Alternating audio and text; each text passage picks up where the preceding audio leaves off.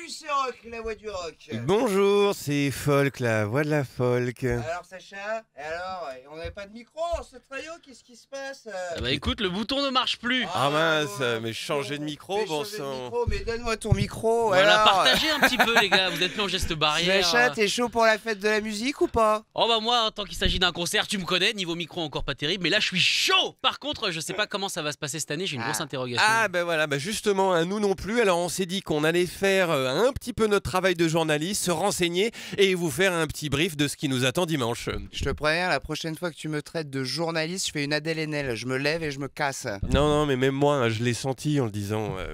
Bon. Donc, pour avoir les meilleures infos, on s'est dit que le mieux, c'était d'aller directement sur le site officiel du gouvernement. Alors, communication était tellement limpide pendant la crise. Et quelle ne fut pas notre surprise de nous retrouver nez à nez avec une jolie paire de jambes dansantes sur un fond rougeâtre du plus bel effet. Et là, vous allez nous dire, au moins ils ont fait un effort esthétique, arrêtez de râler et balancez les infos. Ce à quoi, premièrement, on répondra Merde. merde. Et voilà. deuxièmement, qu'on a déjà fait le tour, figurez-vous. Comment ça, le tour de quoi Le tour des infos du site officiel, mon pote. Tout ce qu'on y trouve, c'est ce visuel éclaté là, un historique de l'événement et basta. Alors, qu'est-ce qu'on a fait, nous? On a enfilé nos petites bottes de reporter C'est mieux, mais fais gaffe quand même. et on a passé directement un petit coup de fil au ministère de la Culture. Tout le monde est au clair avec le concept de la patate chaude? Moi personnellement, oui. Eh ben, au ministère de la Culture, c'est des pros, les gars, médaille d'or de la Roosevelt incandescente. Donc si j'ai bien compris, il n'y a pas d'infos quoi. Pas d'infos, non. Une adresse mail à laquelle poser nos questions, mais bon. Et à l'heure où on écrit cette chronique, toujours aucune nouvelle. Tout ce qu'on sait, c'est que c'est dimanche et que les regroupements de plus de 10 personnes sont toujours interdits dans les lieux publics. Et que les gestes barrières sont toujours fortement recommandés, à savoir, là, bon ça marche pas, 1 mètre de distance entre les personnes, et le port du masque.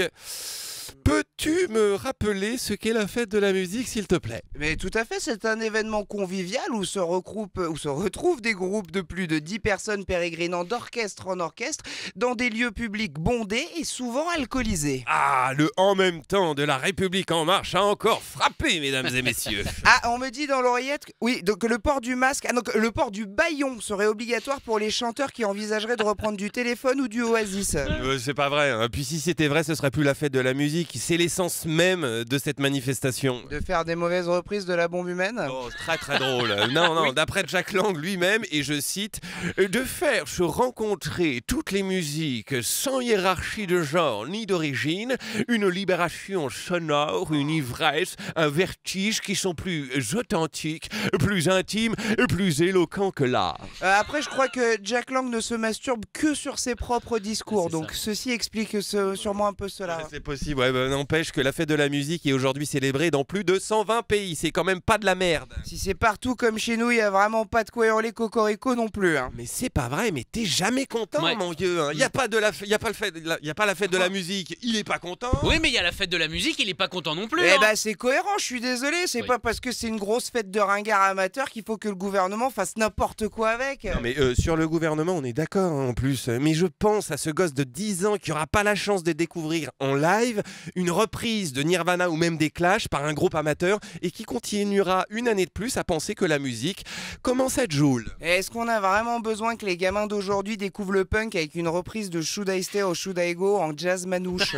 Oh bah si c'est bien fait, Bah tu vois, non. une fanfare qui reprend Blowing in the Wind, ça peut m'émouvoir moi tu vois. Non mais toi Dylan, même au Térémine ça te fait kiffer, non? Bref, cette année on va fêter la musique mais de chez soi a priori. Et même sûrement de nos balcons pour ceux qui en ont, à voir même directement en numérique sur les réseaux sociaux. Ah, il y a une initiative qui est en train de se mettre en place apparemment. Ce serait de tous chanter une chanson à nos fenêtres et à la même heure. Ah. Eh bah ça va être joli tiens. Non mais c'est la même chanson. Laquelle du coup? Ah, alors là pour l'instant on sait pas encore, mais en l'honneur de notre président et de son gouvernement, je me suis dit que l'opportuniste de Dutronc, ça serait pas mal. Ouais, ou d'ici là on peut en écrire une qui s'appellerait l'incompétent. Ouais, c'est bien aussi, ouais. Allez, fêtez bien la musique, toi aussi Sacha. Merci beaucoup. Et à la semaine prochaine. Avec 2 micros si Dieu veut. Salut, c'était Rock! Au revoir, c'était Folk.